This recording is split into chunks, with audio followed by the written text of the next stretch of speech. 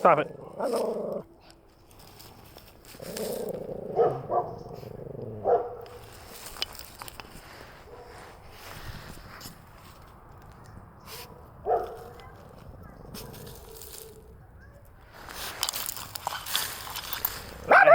I have to bury over all these holes every time it gets done on the walk with these two at the park.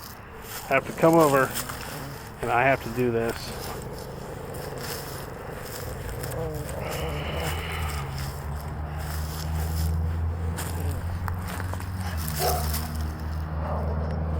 Here in America, there's an old saying. In America, I think, has a lot of reputation in the rest of the world. Some good, some bad. But there's an old saying, and that is, things are tough all over. Things are tough all over. And I hear the argument. Some people will talk about how we have all these different sodas to choose from at the gas station, or we have all these different programs to pick on television, or we got all these different choices at the grocery store. There's no shortage of food, and everybody from other countries want to come over here and be one of us, or more accurately, I'll just say I think the opportunities have a lot to drive someone to come over here too. I don't have any opportunities that I could think of, except out of a handful, but I guess some reason other people have I don't know how that works. I don't know how opportunities are supposed to work. I didn't get the memo. But I've always found out, we'll give an example, and I'm not saying don't, give to their local charitable organizations, but I used to, I used to be one of those people that believe that when I gave to something, I would get like a return, like a karmic return. God would smile on me for giving to the effort. Okay, that's enough. Come on, bury this back up. Come on, come here. Bury this back up. Yeah. Okay. And what I found out recently, we'll give an example. I used to go give $100 every year to a charitable organization around the holidays. I'm not going to say no names. And I used to give that money to them. Stop it. Come on, let's go. Let's get up the hill. Let's go up the hill. Come on. Up the hill. Enough of you.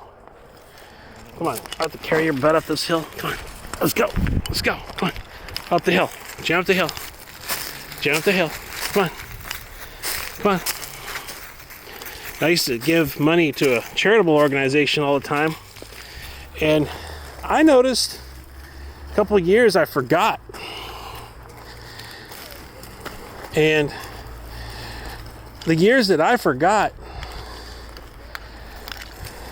I had actually did better that year, both in the way of finance, in the way of personal growth, in the way of opportunity, in the way of many things. I did much better the year that I forgot to donate my $100. I don't know.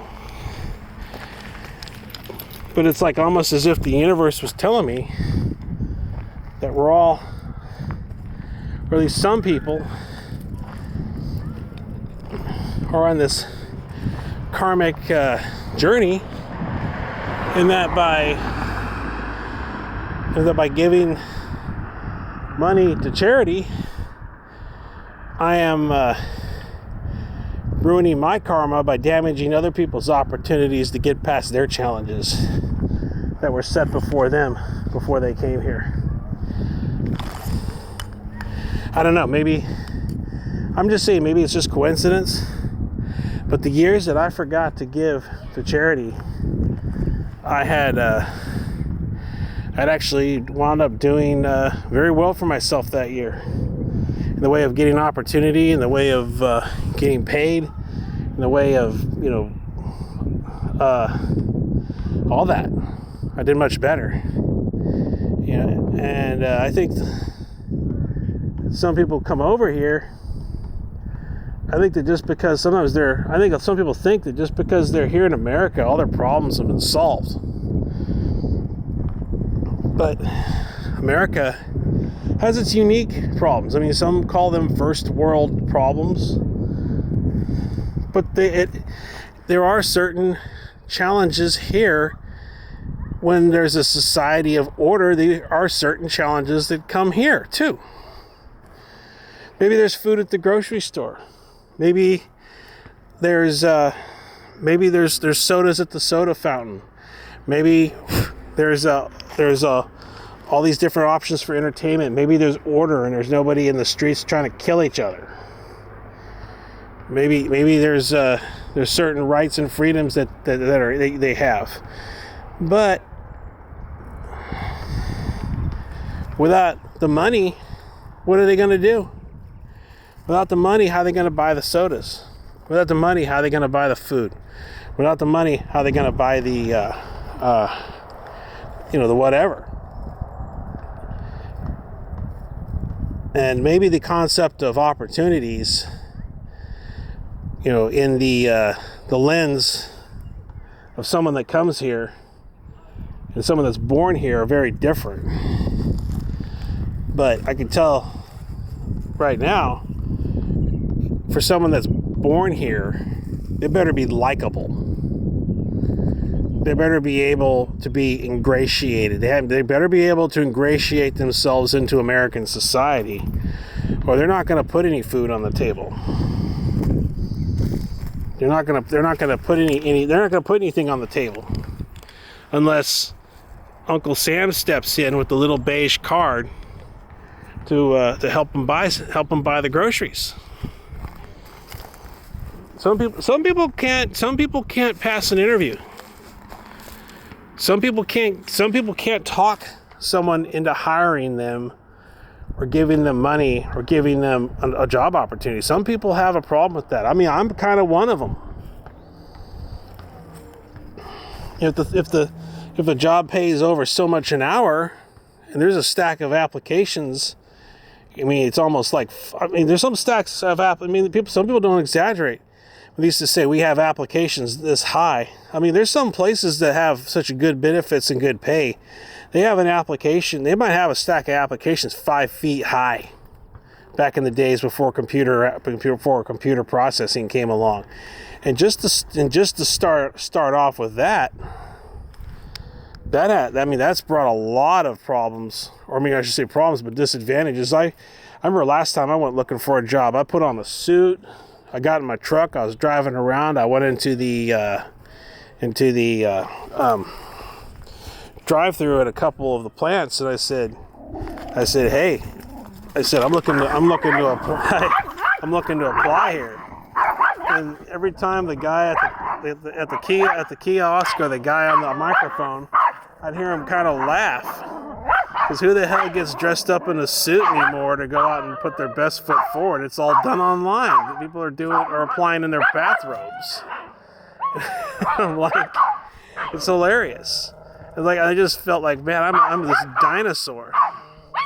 Put on a tie and a pair of Dockers and a long sleeve shirt to go interview at a fast food restaurant back in the 90s.